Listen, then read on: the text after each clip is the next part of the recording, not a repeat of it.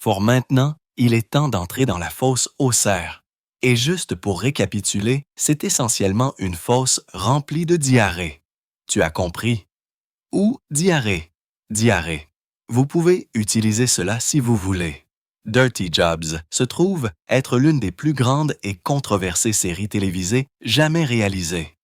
L'émission suit l'animateur Mike Rowe alors qu'il voyage, présentant et participant à certains des emplois les plus sales et les plus dangereux d'Amérique. Ce sont des emplois auxquels beaucoup réfléchiraient à 2 fois avant d'accepter. Bien que ces emplois puissent être désagréables et dangereux, ils sont nécessaires au bon entretien et à la gestion efficace de l'infrastructure américaine. Du nettoyage d'escaliers mécaniques dangereux au nettoyage d'eau infestée d'alligators, Mile et son équipe nous montrent courageusement certains héros travaillant silents dans les coulisses pour maintenir l'Amérique propre et en marche. L'émission a été diffusée sur Discovery Channel en 2005 et a été annulée en 2012. Au fil des années, beaucoup sont impatients de savoir ce que font les stars. Alors, découvrons-le. Numéro 1, Michael Rowe. Lorsque vous mentionnez Dirty Jobs, le visage qui vient à l'esprit est celui de Mike Rowe. L'émission le suit lui et les membres de son équipe, alors qu'il montre la vie quotidienne de certains cols bleus effectuant certains des emplois les plus sales et les plus dangereux d'Amérique. Du nettoyage des porcs dans une ferme à l'inspection des égouts, Mike est allé dans des endroits et a fait des choses que beaucoup de gens ne se sentiraient pas à l'aise de faire. Survivra à tout. Vraiment, même à la fin du monde. Probablement vrai, pas celui-ci. Dans son émission, il met en lumière les hommes et les femmes courageux qui effectuent les tâches les plus sales et les plus dangereuses pour s'assurer que l'Amérique reste propre, sûre et efficace. Ils ne reçoivent pas de vote de remerciement pour cela, mais ils le font quand même. Garder les rues propres et assurer l'entretien des infrastructures de base. Rowe a voyagé dans tous les États des États-Unis à plusieurs reprises et a travaillé avec des centaines d'Américains dans plus de 300 coffres différents. Mike a toujours fait preuve d'un cœur pour les gens. Sa passion pour montrer le bien dans le monde n'a pas commencé avec Dirty Jobs. Avant Dirty Jobs, Mike Rowe était connu comme narrateur. Il a narré des séries avec Discovery Channel, Science Channel et National Geographic Channel.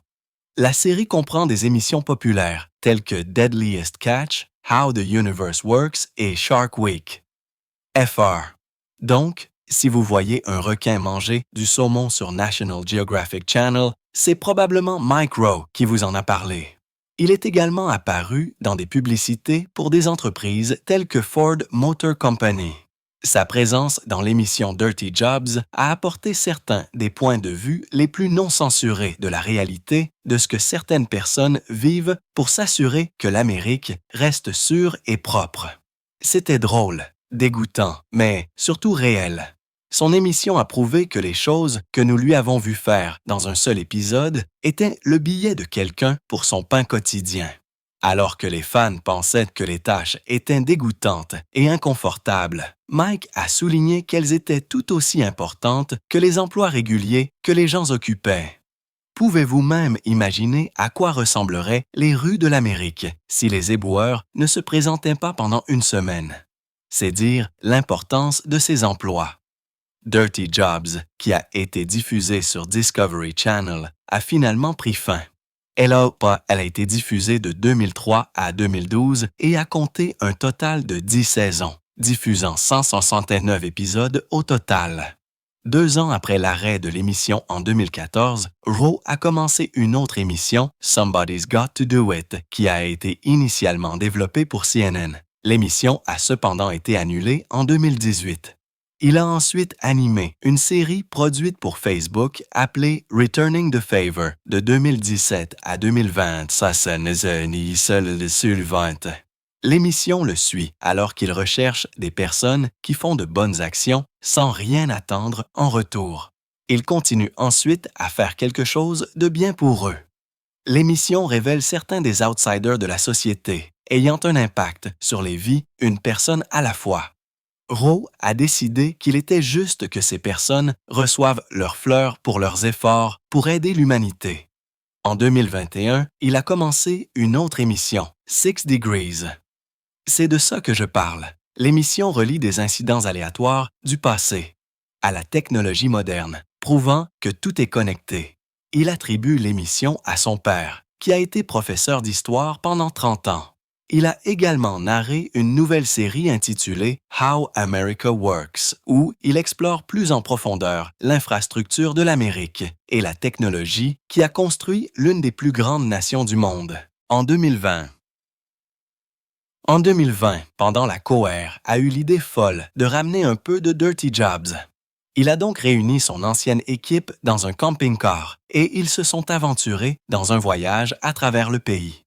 Pendant leur croisière, ils se rattrapent, plaisantent et se remémorent les bons vieux jours de Dirty Jobs et s'enregistrent auprès de quelques-uns de leurs jobbeux préférés. Discovery Channel a diffusé Dirty Jobs. Road Trip, une mini-série de 4 épisodes, présentée comme une partie retrouvailles, une partie voyage sur la route, une partie regard spécial. Il a récemment lancé un podcast, The Way I Heard It, qui présente des histoires courtes originales, ainsi que des interviews approfondies avec des personnes qui ont occupé des emplois non conventionnels, y compris des scientifiques fous, des entrepreneurs en série et des travailleurs sociaux qui donnent tellement à la société, mais ne reçoivent souvent pas de reconnaissance pour leur travail. Il s'est également aventuré un peu hors du show business et s'est lancé dans la production de whisky. Il a présenté une gamme de whisky du Tennessee appelée Noble, du nom de son grand-père Carl Noble, un artisan qualifié à qui Dirty Jobs était dédié. Les recettes en ligne profitent à la Microwork Foundation. FR. Il vit aujourd'hui dans le nord de la Californie, se vante d'environ 6 millions d'abonnés sur Facebook et s'est juré de prendre YouTube plus au sérieux. Il publie sur sa page YouTube tous les vendredis des informations sur des personnes qui aident d'autres personnes. Numéro 2, Craig Peligian. Peligian est né le 25 août 1957 et, à l'époque de Dirty Jobs, était producteur exécutif chez Discovery Channel. Il était l'un des producteurs de Dirty Jobs, qui a été l'une de ses meilleures œuvres.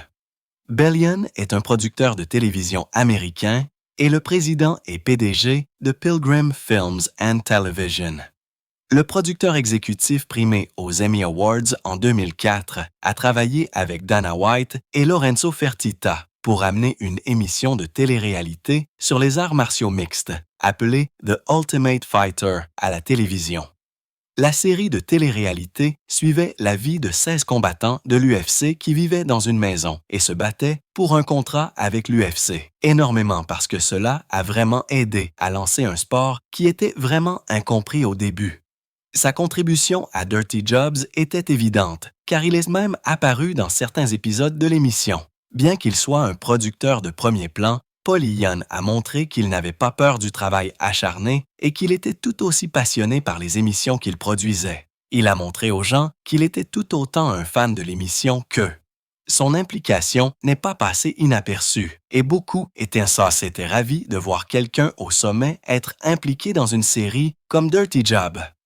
Maintes et maintes fois, il a prouvé qu'il appréciait le travail acharné et savait que quoi qu'il arrive, il était tout aussi impliqué dans l'émission que les autres. Il connaissait et respectait le travail que les Jobbers effectuaient. Et tout comme Mike Rowe, il a également vu la nécessité de porter à l'attention du public les héros cachés du système américain qui ont beaucoup enduré pour s'assurer que le système fonctionne sans heurts. En novembre 2003, Peligian a commencé à produire Dirty Jobs sur Discovery Channel, en se concentrant sur les emplois de cols bleus et les dangers auxquels ils sont confrontés. L'émission a duré 8 ans et a diffusé plus de 170 épisodes. Au moment où l'émission s'est terminée, en 2012, Peligian était déjà un cadre de premier plan et était classé 18e sur la liste des 50 personnes les plus puissantes du Hollywood Reporter. Après la fin de l'émission, Peligian a continué à gravir les échelons de la production de séries de télé-réalité. En 2018, Peligian a travaillé avec Roger Ross Williams pour développer High on the Hog, une série documentaire dépeignant l'histoire afro-américaine à travers le prisme de la nourriture. Elle était basée sur un livre du Dr. Jessica B. Harris, High on the Hog, un voyage culinaire de l'Afrique à l'Amérique. En avril 2021, Peligian a été nommé président de Pilgrim Media Group et président. Le 18 janvier 2025, Peligian a été officiellement annoncé comme un intronisé dans l'aile des contributeurs du Temple de la renommée de l'UFC 2025. C'était une équipe spéciale. C'était une époque spéciale. Nous avons fait l'histoire et je l'apprécie. Point. FR. Il a reçu le prix du producteur extraordinaire et a été intronisé au Temple de la renommée. Peligian a été la première personne à recevoir le prix du producteur de l'année par le magazine Broadcasting and Cable. Le Next TV Summit l'a également reconnu comme innovateur de l'année. Il a également continué à produire de nouvelles émissions avec Mike Rowe, telles ce que Somebody's Got to Do It, qui est produit par Pilgrim Studios. Numéro 3. Greg Brandon. Greg Brandon est né le 29 février 1956. Contrairement aux autres membres de son équipe, Brandon n'a pas d'expérience dans le monde de la télévision et de la production. Avant de rejoindre l'équipe de Dirty Jobs, il avait été joueur de football à l'Air Academy High School de Colorado Springs, Colorado. Il a ensuite participé à des compétitions au niveau collégial en tant que demi-défensif et receveur éloigné à l'Université Colorado Mesa en 1971 et à l'Université du Northern Colorado de 1975 à 1977. Il a étudié l'éducation tout en jouant au football et a obtenu un baccalauréat en éducation de l'Université du Northern Colorado en 1978. Après avoir obtenu son diplôme, il est devenu entraîneur adjoint et coordonnateur offensif à Bowling Green sous la direction de l'entraîneur-chef Urban Meyer, avant que Meyer ne parte pour l'Université de l'Utah en 2003. Suite à l'absence de Meyer, il est devenu l'entraîneur-chef en cette année 2003 et SCTSS est resté avec eux pendant environ 6 ans avant d'être congédié après leur défaite lors de la saison 2008. Greg Brandon est devenu coordonnateur de terrain sur la série télévisée Dirty Jobs à partir de 2008 et a été actif dans 31 épisodes de l'émission pendant cette période.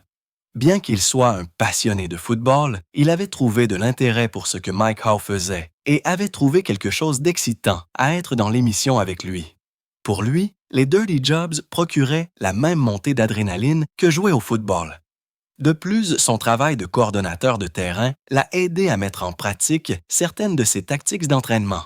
En tant que coordonnateur de terrain, son travail consistait à superviser et à gérer les opérations sur site, en veillant à ce que les projets ou les activités soient exécutés de manière efficace et efficiente. Il était le lien qui reliait les équipes de terrain et la direction. Il s'occupait de la logistique, en veillant à ce que tout le monde reçoive son équipement pour l'émission à temps et en allouant les ressources de manière responsable. Il veillait également à ce qu'il n'y ait pas de rupture de communication entre Mike, l'équipe et la direction. Alors que Mike faisait des choses dangereuses et allait dans des endroits dangereux tels que des grottes de chauves-souris ou des fermes d'animaux, il s'assurait que personne ne soit blessé et que tout le monde revienne vivant et indemne. Son appel au football était cependant trop fort et en 2011, il a dit au revoir à l'émission et est retourné suivre là où son cœur avait toujours été. Il est devenu l'entraîneur-chef de football à la Colorado School of Mines, où il est resté de 2015 jusqu'à sa retraite après la saison 2021. Même s'il était à la retraite, il ne semblait pas pouvoir lâcher le jeu. Ainsi, en 2024, il est revenu au football. Il a pris le rôle d'entraîneur-chef des Cologne Centurions dans la European League of Football. Pour un entraîneur de football, il se porte bien après l'annulation de l'émission. Numéro 4. Troy Path. Dirty Jobs produit des scènes vraiment gore, montrant à quel point la vie peut être désordonnée. Toutes ces scènes ne seraient pas possibles sans le directeur de la photographie, Troy Path. Fr Troy a voyagé avec Mike à travers les États-Unis et s'est impliqué dans tout ce qui était désordonné et parfois dégoûtant. Son rôle chez Pilgrim Studios était de s'assurer que le public puisse voir la vraie image de ce que des centaines d'Américains vivaient quotidiennement pour faire fonctionner le système. Son rôle est de s'assurer que nous soyons témoins des expériences réelles de ces cols bleus. Là où est Mike, vous verrez toujours PAF. Il était une présence constante, mais solide dans l'émission, toujours sur place, suivant Mike à travers les États-Unis, prenant des photos des emplois que Mike entreprenait. Il se salit autant que Mike et ensemble, ils ont bravé les systèmes d'égouts, les mines de charbon et les grottes de chauves-souris. Point que nous avons obtenu est juste ici. Ensuite, nous avons recommencé à zéro. Gene, excusez-moi, c'est fascinant. Son dévouement à l'émission était évident dans la façon dont il suivait silencieusement Mike, partout, s'assurant qu'il obtenait les meilleures prises de vue pour chaque épisode. Ces photos racontaient une histoire de courage et de diligence. Et tout comme pour Mike, son passage dans l'émission a été marqué par le courage et le talent. Il n'était pas là pour la gloire, mais tout comme Mike, il voulait que les bonnes personnes reçoivent leurs fleurs. Il voulait que ceux qui effectuent les tâches les plus dangereuses, travaillant sous terre et dans des endroits facilement négligés et faisant face à des dangers inimaginables, reçoivent la reconnaissance et les applaudissements dont ils ont besoin pour tout le travail acharné qu'ils accomplissent. Après l'annulation de l'émission, il a continué son travail derrière la caméra. Il ne se salit peut-être plus autant que dans Dirty Jobs, mais son parcours professionnel est tout aussi unique et intéressant que son travail dans l'émission. Il a continué à créer sa propre société de production et se fait progressivement un nom dans l'industrie du divertissement. Il n'a pas renoncé à ses rêves et travaille toujours dur pour être le meilleur dans son domaine. Il est également retourné travailler avec Mike sur son émission Somebody's Got to Do It, qui n'est pas si éloigné du concept principal de Dirty Jobs. Numéro 5. Doug Glover. Glover était réalisateur et directeur de la photographie dans l'émission Dirty Jobs. À l'époque où Dirty Jobs était diffusé, lui et Troy formaient une équipe. Ensemble, les deux étaient responsables d'avoir apporté l'une des scènes les plus impressionnantes de la télévision de télé-réalité au public du monde entier. Il était un naturel quand il s'agissait de raconter des histoires derrière la caméra et à filmer certaines des meilleures scènes dont les fans aient jamais été témoins sur Discovery Channel. Point. Je suis celui qui est le plus souvent à la télévision. Mais mon équipe était aussi dans sa passion pour l'émission était évidente. Et où que Mike aille, il n'était jamais loin derrière. Ensemble, ils ont voyagé à travers les États-Unis, se déplaçant d'un État à l'autre, exposant les personnes qui travaillaient dans les coulisses pour maintenir les infrastructures américaines de base en marche et en bon état. Derrière l'objectif d'une caméra, lui et Troy P.R. ont formé une équipe imparable, s'aventurant dans des endroits dangereux et sales avec Mike, révélant les complexités de ce que signifiait maintenir l'Amérique en marche, que ce soit par l'extermination des insectes ou le reboisement. Ensemble, avec Mike, ils ont tout vu et probablement tout fait. Fr Doug, avec son équipe, était responsable du tournage de l'une des meilleures émissions de télévision de tous les temps, construisant un record exceptionnel de plus de 170 épisodes. Ces 170 épisodes à patauger dans la boue, à traiter avec des insectes et à traiter avec des assos infestés de crocodiles. Voilà, comme ça. Sors-le. Son courage et son dévouement à l'émission étaient palpables pendant toutes ces années dans l'émission. Et même après son annulation, il continue son chemin en tant que directeur de la photographie sur tant d'émissions incroyables. Lorsque Mike a soulevé l'idée de Dirty Jobs, Doug et Path ont été parmi les premières personnes à voir ce que Mike essayait de faire. Plutôt que d'essayer de le décourager, ils sont devenus des partenaires solides dans la création de Dirty Job. Ils ont vu le potentiel de ce que Mike essayait de faire et ont tout donné pour faire de ses rêves une réalité. C'était compliqué, dangereux et désordonné. Mais Doug était déterminé à voir l'émission jusqu'à la fin. Et c'est ce qu'il a fait. Point. Les requins sont tout autour de vous. Ils nagent en vous. Il nage d'entre vos jambes. Pandémon. Ouais. Lorsque l'émission s'est terminée en 2012, il avait déjà formé un lien solide avec Mike et Path. Dirty Jobs lui avait donné une fraternité sur laquelle il pouvait toujours compter quoi qu'il arrive. À partir de 2014, lorsque Mike a soulevé le concept de l'émission Someone's Got to Do It, Doug n'a pas hésité. Il a pris sa caméra et avec Path, les deux hommes ont aidé à illustrer les histoires de Somebody's Got to Do It. Au cours des dernières années, Doug a travaillé dur pour étoffer son curriculum vitae en tant que directeur de la photographie. Il a travaillé et continue de travailler pour plusieurs sociétés de production sur de nombreux projets incroyables. Numéro 6, Dave Barsky. Certains des moments forts et des scènes les plus amusantes de Dirty Jobs se produisent lorsque quelque chose ne va pas, et Mike Rowe appelle son producteur de terrain Barsky. David M. Barsky est né le 27 juillet 1970 à Norwood, Massachusetts, États-Unis. Au moment où il a rencontré Mike, il a assumé le rôle de producteur de terrain, ce qui signifiait qu'il devait suivre Mike partout. Son travail consistait à organiser des tournages, à coordonner avec les autres hypothèses d'emploi pour lesquelles Mike était en apprentissage et à maintenir l'équipe et Mike Rowe sur la bonne voie pendant le tournage. Pour Dave, travailler avec l'équipe a été l'une des meilleures expériences qu'il ait jamais vécues. Fr. Son temps avec eux a été rempli de souvenirs et de blagues amusantes. En tant qu'homme qui était toujours là où Mike Rowe allait, son rôle de producteur de terrain ne pouvait pas être souligné.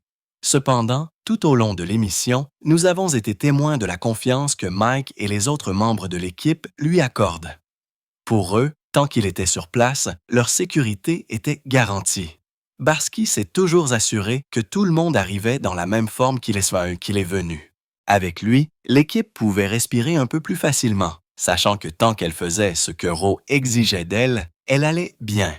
Son rôle de producteur de terrain était l'un des plus importants de tous les 100 ans. Il organisait les tournages, se coordonnait avec les hôtes d'emploi et maintenait l'équipe et Mike Rowe sur la bonne voie pendant le tournage. Avec lui sur place, le risque de se blesser était considérablement réduit. Il savait quand insister pour obtenir la prise de vue parfaite et quand laisser ça tomber. Mike Rowe et l'équipe ont compris que tant que Barsky disait que c'était bon, alors c'était vraiment le cas. Avec lui dans leur équipe, ils ont pu connaître leurs limites dans l'émission.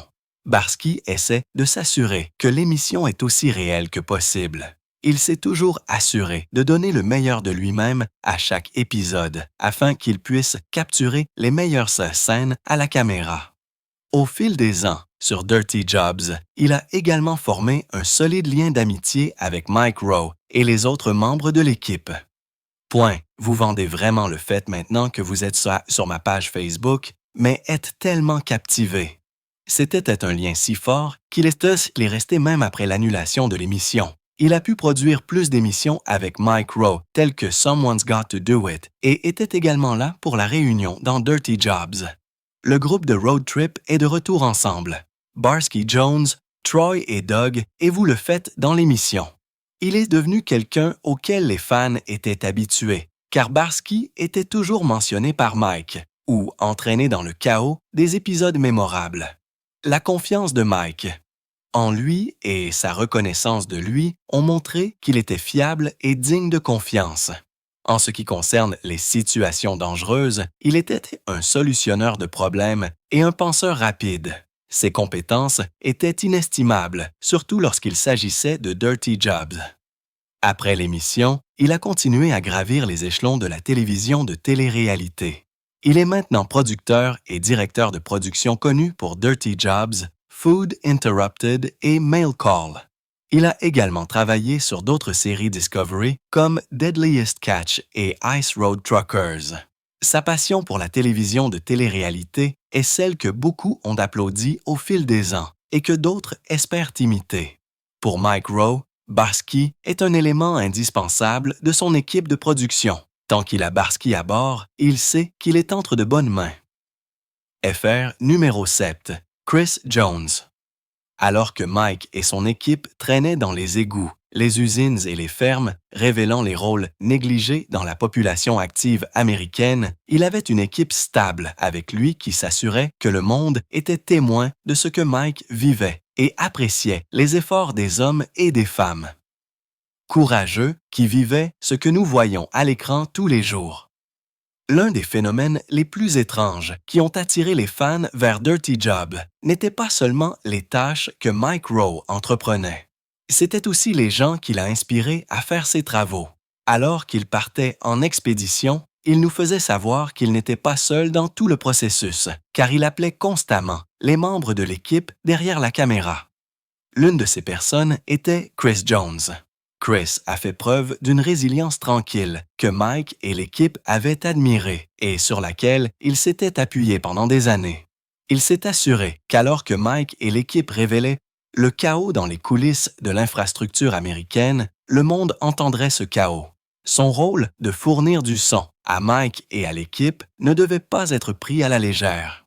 Cela signifiait simplement que partout où Mike Rowe allait, Jones était juste derrière lui avec un microphone, s'assurant que les hommes et les femmes merveilleux qui travaillent dans les coulisses pour s'assurer que les Américains sont à l'aise dans leur propre pays pouvaient raconter leurs histoires.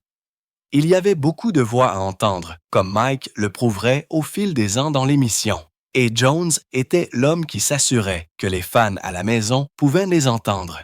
Les matériaux qui entrent qui rendent nos emplois moins idéaux.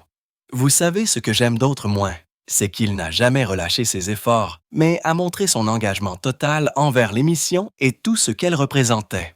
Il n'avait pas peur de se salir pour s'assurer que ces personnes avaient une voix et pouvaient obtenir la reconnaissance dont elles avaient assez besoin et le respect qu'elles méritaient pour le travail qu'elles accomplissaient. Avec Mike, Joanne a vu la nécessité de célébrer la population active américaine et il a décidé de commencer par ceux qui n'étaient pas habitués à recevoir des remerciements pour les sacrifices qu'ils ont faits. Pour Mike, Jones s'est assuré que le monde pouvait entendre ses histoires alors qu'elles suivaient. Ses expériences à travers l'Amérique. Après la fin de l'émission en 2012, Jones a continué sur la voie quai de la télévision de télé-réalité.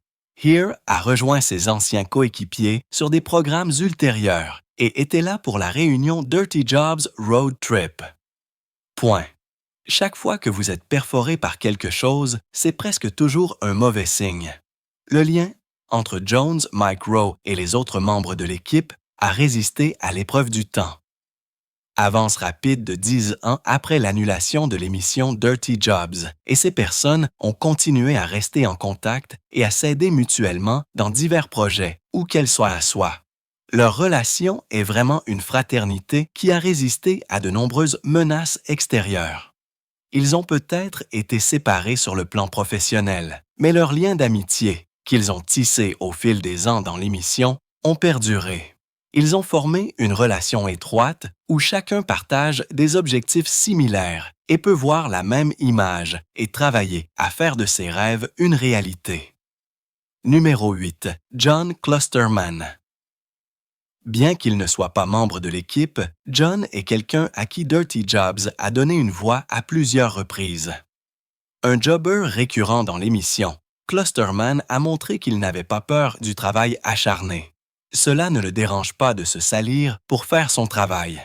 L'ouvrier d'égout est devenu un favori des fans dans l'émission en raison de sa personnalité simple et terre-à-terre. Là où d'autres voyaient de la saleté, il voyait la responsabilité d'assurer l'assainissement et l'hygiène du système d'égout américain. Fr. Sa contribution à la série n'est pas passée inaperçue et il a fait des apparitions récurrentes dans l'émission. Sa personnalité charmante et sa capacité à garder le sourire même en faisant l'un des travaux les plus désagréables d'Amérique. Mais il y a beaucoup de matériaux non biodégradables qui entrent et qui rendent nos emplois moins idéaux. Lui a valu le respect de nombreux fans. Dot Klosterman connaît l'importance de son rôle dans le système américain. Il ne porte peut-être pas de costume et de cravate tous les jours et ne s'assoit pas dans un bureau. Mais son travail est crucial pour maintenir un assainissement et une hygiène adéquats. Il comprend que son rôle n'est peut-être pas le plus joli, mais il est essentiel. Il accorde donc toute son attention à son travail, veillant à ne pas se relâcher, sinon la santé de nombreux Américains en souffrira. Mais alors qu'il travaillait sous terre, il essayait également de maintenir une personnalité calme. Et l'émission Dirty Jobs a aidé à prouver à quel point son rôle d'ouvrier d'égout est important. En veillant à ce qu'il exerce correctement son rôle, il protège la santé publique et l'assainissement et réduit le risque de maladie à un strict minimum. Il n'est pas votre héros moyen, mais avec ce qu'il fait, il est vraiment un héros néanmoins. Numéro 9. Chris Whitneck. Pour quelqu'un comme Whitneck, qui prend très au sérieux le tournage en terrain dangereux, Dirty Jobs était une émission à laquelle il a participé avec plaisir. Présenté comme directeur de la photographie dans l'émission, il a commencé son voyage dans l'émission en 2006 jusqu'en 2010. Ses compétences techniques et son dévouement à l'émission étaient quelque chose à applaudir. Il a été en mesure de montrer aux téléspectateurs la réalité de ce que Mike Rowe et les Jobbers, avec lesquels il a travaillé à travers les États-Unis, ont vécu dans leur vie quotidienne. Ensemble, il a travaillé main dans la main avec Mike et le reste de son équipe pour célébrer la population active américaine. Pas le temps pour les photos. Sa passion et sa dextérité derrière l'objectif ne sont pas passées inaperçues et il a été nominé pour un Emmy Award pour la photographie exceptionnelle pour la programmation de télé-réalité en 2007. Sa capacité à capturer parfaitement les scènes, peu importe où elles se trouvaient, que ce soit dans un tunnel d'égout ou dans un champ ouvert. Whitneck s'est assuré de capturer les expériences en temps réel de Mike et des membres de son équipe et s'est assuré que les Américains voyaient que les expériences n'étaient pas scénarisées. Au lieu de cela, ils ont été témoins de la vie quotidienne de milliers d'Américains travaillant dans les coulisses et résolvant des problèmes que beaucoup éviteraient. Point. Lui et son équipe nous ont apporté la vérité à la télévision. Exactement pourquoi vous êtes ici? Je sais que vous prenez des températures, mais je veux dire, pourquoi? Pourquoi? Révélant jusqu'où les gens vont pour protéger la santé de nombreux Américains et assurer un assainissement adéquat de l'environnement. Leur travail n'est peut-être pas toujours le plus facile, mais ils comprennent les conséquences de ce qui pourrait arriver s'ils échouent. Ils se donnent beaucoup de mal pour s'assurer que les foyers américains sont sûrs et ont accès à ce qui est requis dans la chaîne alimentaire. Fort Whitneck a compris l'importance de ce que faisait Mike et a décidé de le suivre, peu importe à quel point c'était difficile. Après l'annulation de l'émission, Whitneck a continué sur la voie de la cinématographie. Après l'annulation de Dirty Jobs, il a notamment participé à d'autres séries de télé-réalité telles que Sun and Days Wild en 2020 et Smoky Mountain Park Rangers en 2021. Bien qu'il ne se salisse peut-être plus autant que dans Dirty Job, il est certainement toujours impliqué dans la diffusion de l'extrême de la télévision de télé-réalité aux fans du monde entier. Avons-nous oublié des noms? Veuillez les déposer dans la section des commentaires. N'oubliez pas d'aimer, de partager et de vous abonner. À la prochaine fois.